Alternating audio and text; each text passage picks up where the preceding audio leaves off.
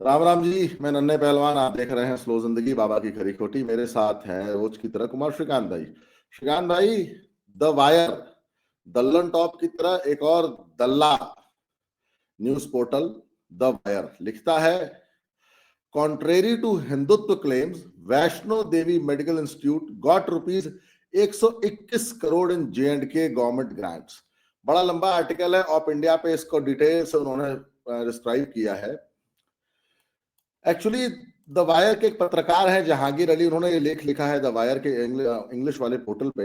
वो लिखते हैं कि वैष्णो देवी जो मेडिकल कॉलेज नया नया बना है, उसको 121 करोड़ रुपए की ग्रांट मिली है मुस्लिम मेजोरिटी वाली J&K सरकार से। उन्होंने ऐसा लिखा है, मुस्लिम मेजोरिटी वाली मुसलमानों की J&K सरकार से। सर देखिए, उन्होंने अपने पॉइंट्स को कैसे ट्विस्ट किया उसको मैं आपको समझाता हूं। अब कोई भी यूनिवर्सिटी या कॉलेज है, कोई भी, वो चाहे मेडिकल कॉलेज हो, चाहे वो इंजीनियरिंग कॉलेज हो, चाहे वो डेंटल कॉलेज, कोई भी कॉलेज, वो किसी न किसी यूनिवर्सिटी से एफिलिएटेड होता है। तो वैसे ही जो हमारा ये जो वैष्णो देवी मेडिकल कॉलेज जो नया नया बना है, वो वैष्णो देवी चैरिटेबल सोसाइटी के अंदर आता है। वैष्णो देवी चैरिटेबल सोसाइटी आती है, टोटली फंडेड है वैष्णो देवी श्राइन बोर्ड से। वैष्णो देवी श्राइन बोर्ड का आज ये कहना है कि हमारे पास 2000 करोड़ के लिक्विड एसेट है। लिक्विड एसेट मतलब कैश। लिक्विड एसेट का मतलब सर 2000 करोड़ रुपया कैश। अब सर कैश कहां से आया? जो भी श्रद्धालु वैष्णो जी के दर्शन करने जाता है वैष्णो देवी के, वो वहां मोटा चढ़ावा चढ़ाता है, तो उनके पास 2000 करोड़ रुपए कैश था। तो उस सोसाइटी ने, श्राइन बोर्ड ने यह तय किया कि हम 350 करोड़ की लागत से वैष्णो देवी मेडिकल कॉलेज बनाएंगे। अब वैष्णो देवी एक यूनिवर्सिटी भी है सर, ठीक है जी।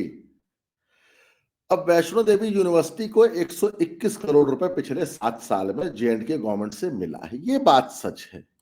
लेकिन जहांगीर अली ने अपनी बात को कैसे तोड़ा मरोड़ा, वो आपको कंट्रोवर्सी याद है ना कि 50 में से 43 सीटें मुसलमान, 1 सिख और शायद 6 हिंदू थे, या 7 हिंदू, 1 सिख और 42 मुसलमान थे। तो बड़ी कंट्रोवर्सी हुई थी। तो कैसे उस कंट्रोवर्सी को दबाना है, तो उस लेख में द वायर के जहांगीर अली लिखते हैं कि 121 करोड़ रुपए हमारा मुसलमानों की गवर्नमेंट से मिला है।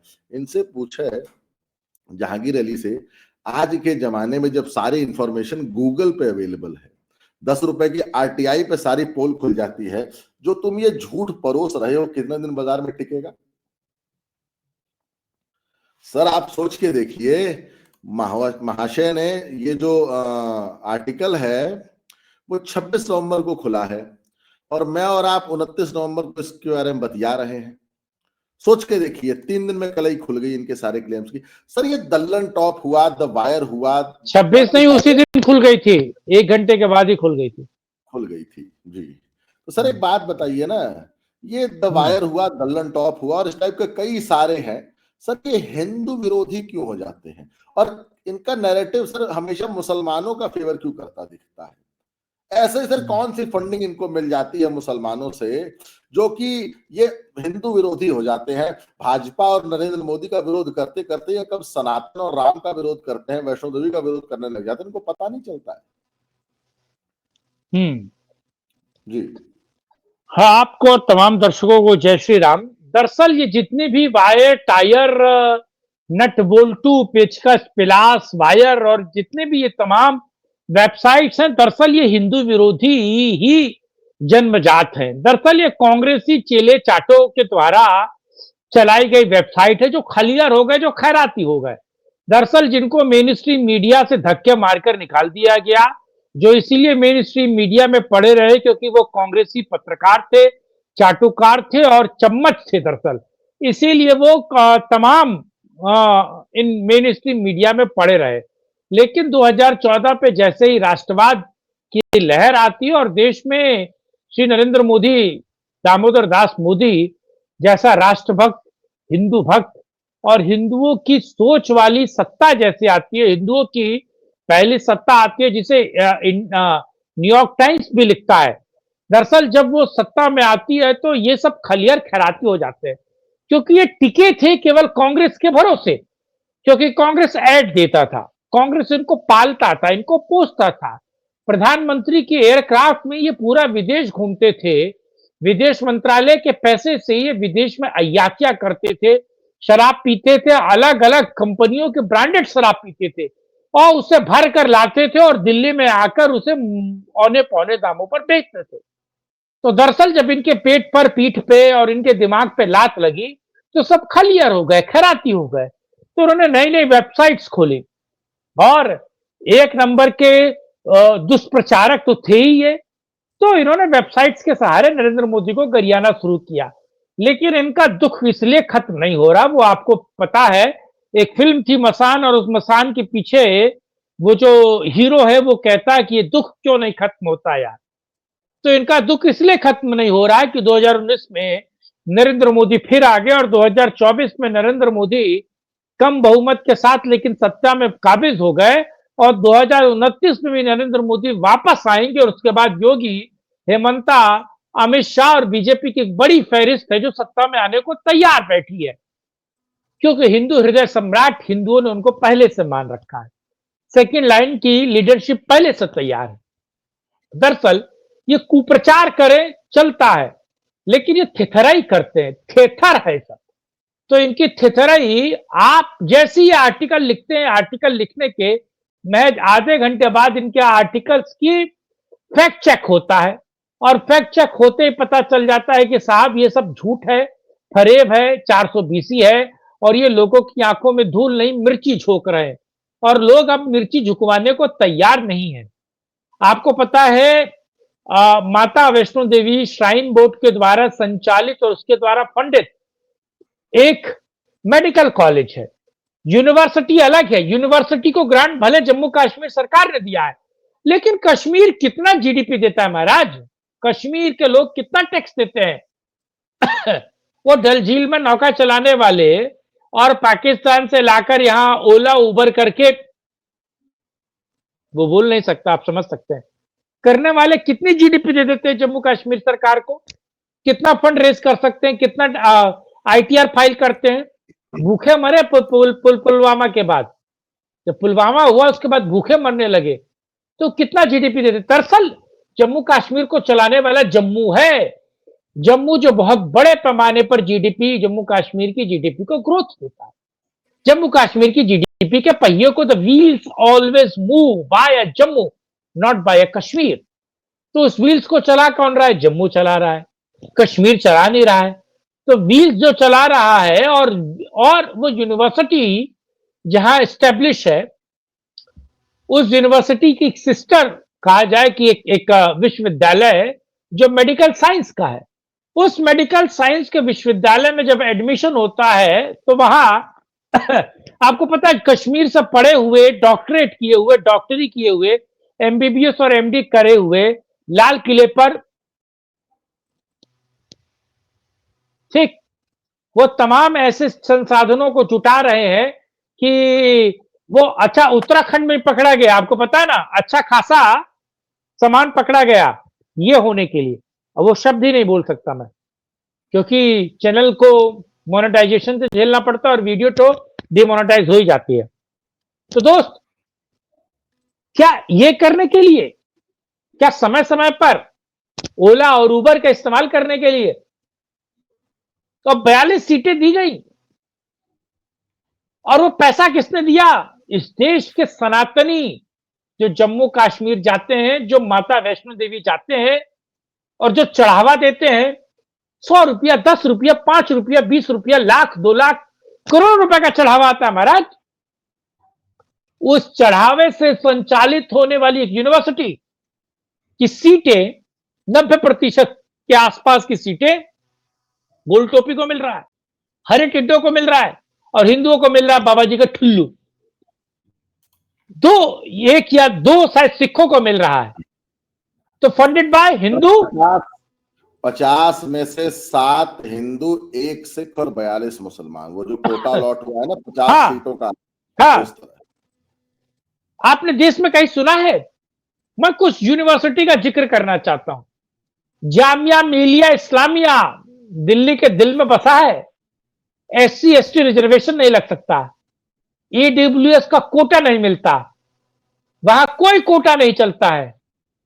वहां आप गोल टोपी है, हरे टिड्डे हैं, आपको तुरंत एडमिशन होगा, आपको क्लासेस लेने की जरूरत नहीं, आपको अटेंडेंस देने की जरूरत नहीं, आपको फाइल सबमिट करने की जरूरत नहीं, आपको जो असाइनमेंट है असाइनमेंट सबमिट करने की जरूरत नहीं है। आपको वहां के टीचर पास कर देंगे, आपको आगे बढ़ा देंगे। हमदर्द विश्वविद्यालय, फंडेड बाय गोल टोपी, हरे टिड्डे, वहां पर आप जाइए, आप नाम लिखवाइए, पैसा भरिए ना भरिए, आपको डिग्री मिल जाएगी। कोई एग्जाम देने की जरूरत नहीं, सब कागजी चीजें होती है। अल जमा साफिया यूनिवर्सिटी, फंडेड बाय गोल टोपी, ठीक। जामिया मिलिया इस्लामिया, मैं आपको बता ही चुका हूं। अलीगढ़ मुस्लिम विश्वविद्यालय, फंडेड बाय गोल टोपी नहीं, funded by central government, state government. Jamia Millia Islamia, central government, state government, funded.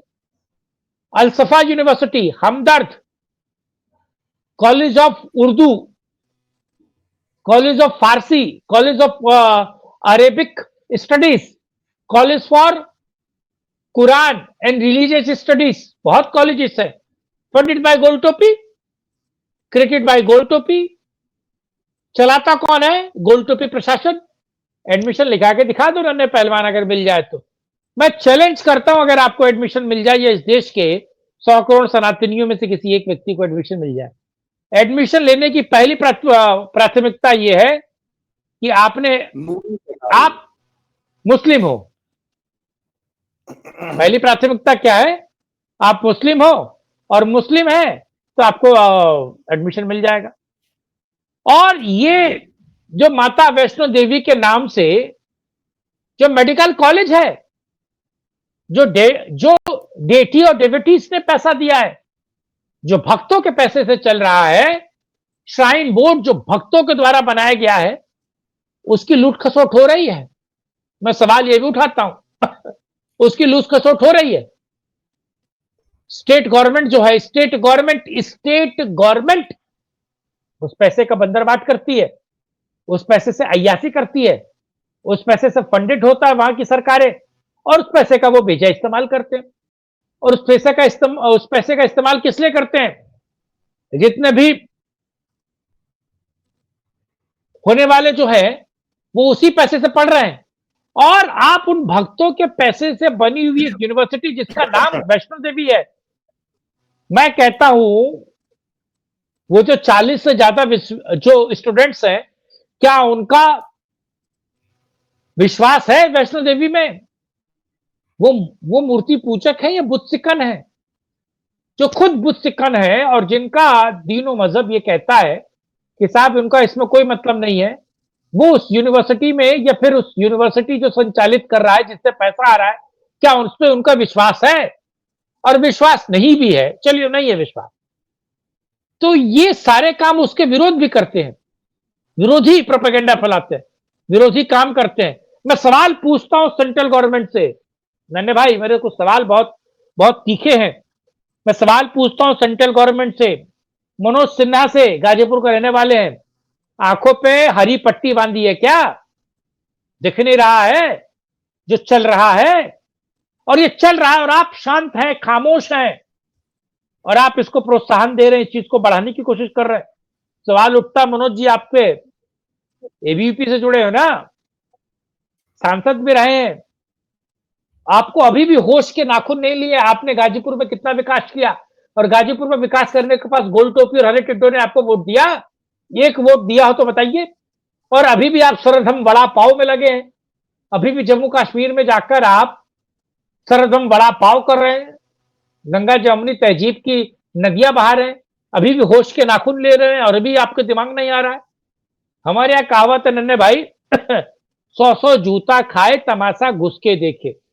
तो ये जो जिम्मी पना, ये जो धिम्मी पना है, ये जो सर्टिफिकेट चाहते हैं आप गोल टोपी से और कम्युनिस्टों से कि आप बड़े सेकुलर हैं, बड़े सर्वधर्म बड़ा पाव वाले हैं, इससे बाहर आइए, होश के नाखून लीजिए, और अभी भी समय है। और प्रोटेस्ट हो रहा है, हिंदू, जम्मू का हिंदू आपके खिलाफ प्रोटेस्ट कर रहा है। हाँ नन्हे भाई जी सर, वैसे आपको एक बात बता दूं, श्राइन बोर्ड के टोटल 10 मेंबर होते हैं सर, चेयरमैन है माननीय Manoj Sinha, governor of J&K।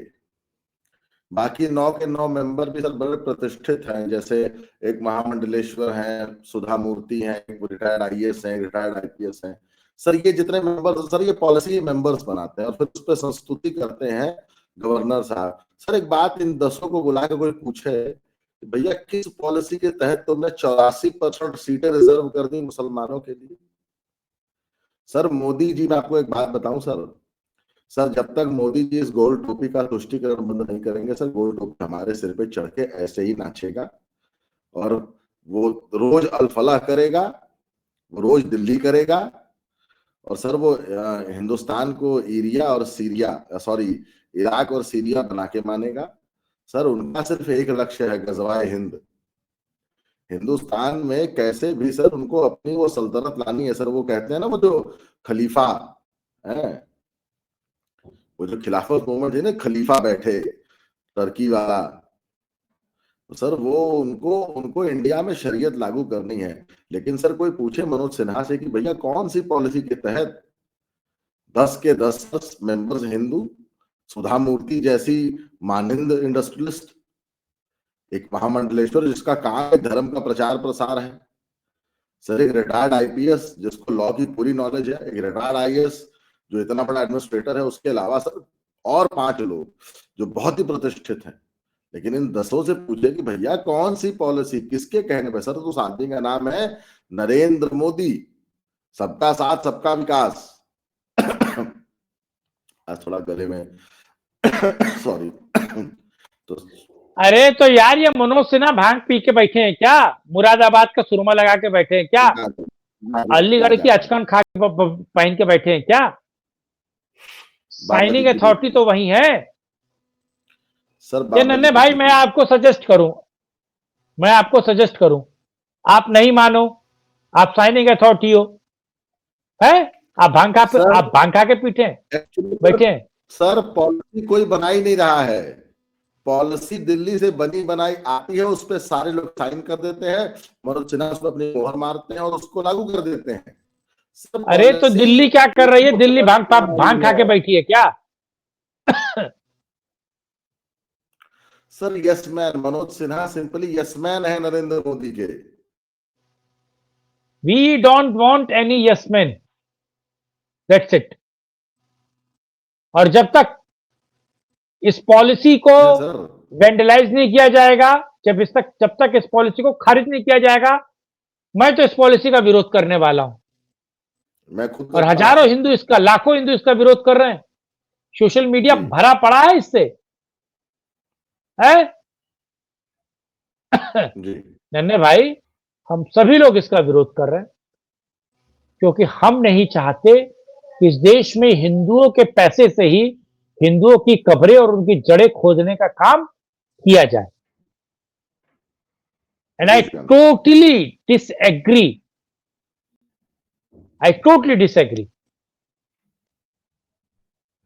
और मैं इसके विरोध में हूं और मैं इसका पूरा विरोध करता हूं। ठीक है श्रीकांत भाई, आपने समय दिया उसके लिए बहुत बहुत धन्यवाद।